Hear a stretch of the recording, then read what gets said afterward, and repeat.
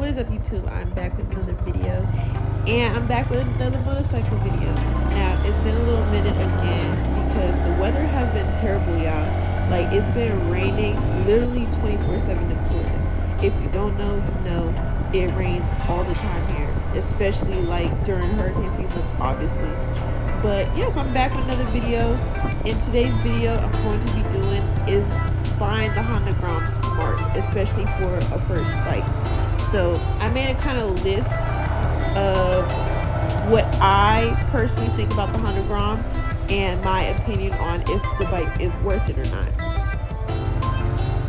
So the first thing I want to talk about is the size of this bike. Now, mind you, I am 5'9", so I am on the taller side, but the bike is still so comfortable. It is a very good size, especially it's not intimidating either. So when I'm riding it, I feel like I can control the whole thing, no problem. Like, I went to the motorcycle, what's it called? I went to a motorcycle dealership. That's what I was saying. I couldn't like get my props right. But I went to a motorcycle dealership and I sat on like the MT-07 or like the CV300. And the weight of it is so heavy, especially since me being a female. Like, I sat on it, I'm rolling left and rolling right, and I'm like, this thing heavy. But the Honda Grom is so comfortable, especially during my motorcycle course. I actually did the course on a Honda Grom, so it was already familiar. I already knew how to control it, so it's just comfortable. So the size is a plus for the Honda Grom. So the next thing that I was thinking about, like when it comes to the Honda Grom, is that the limitations for me is a good thing. What I mean by that is it caps at like a good 60, and I know if you do modifications to it, you can reach 70, something like that. But because I am such an adrenaline person, if I bought a bike that goes over 100 miles per hour, I'm going to want to go 100 miles per hour. And because this is a good starter bike, it gives you those limitations. So it's like, girl, you cannot go that fast even if you try. So just stay within your limits until you get comfortable enough. Learn how to work the clutch properly, learn how to upshift and downshift properly before you even upgrade to a different bike. So the limitations help me because, you know, you can't exceed the stuff or exceed the mileage even if you wanted to. I said mileage, I meant miles per hour. Another thing is the cost of this bike. Like, I bought this bike brand new for I think $3,500. And with the dealership fees and stuff like that, I think it was like $5,000. So a lot of the other bikes, like if you want to get the MT-03, I think it's $5,000 out, like the cost of it, then like maybe $7,000 out the door. So I think that the Honda Grom is definitely more affordable, especially if you don't know your limitations, or like me, like I kept telling, like anytime I make a motorcycle video, I always say that I've never rode dirt bikes before, I never rode motorcycles before. So when I got this bike, or when I did the course, I knew absolutely nothing. Like, I never even sat on a motorcycle. So for somebody that never did all that stuff before, going to a different bike,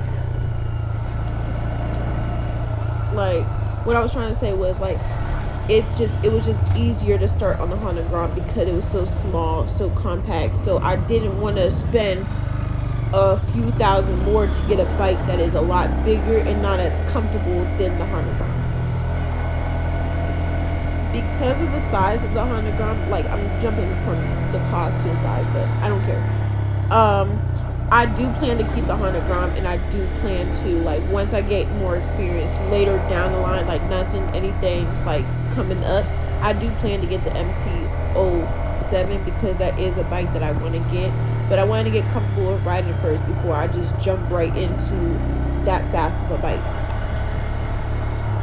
Another thing is the maintenance on this bike. Like, granted, I haven't been riding this bike as often as I would like due to the weather, but I was told that the maintenance is very low. Like, Honda is a very good brand for bikes, so the wear and tear is not as bad as the other bikes that are currently out.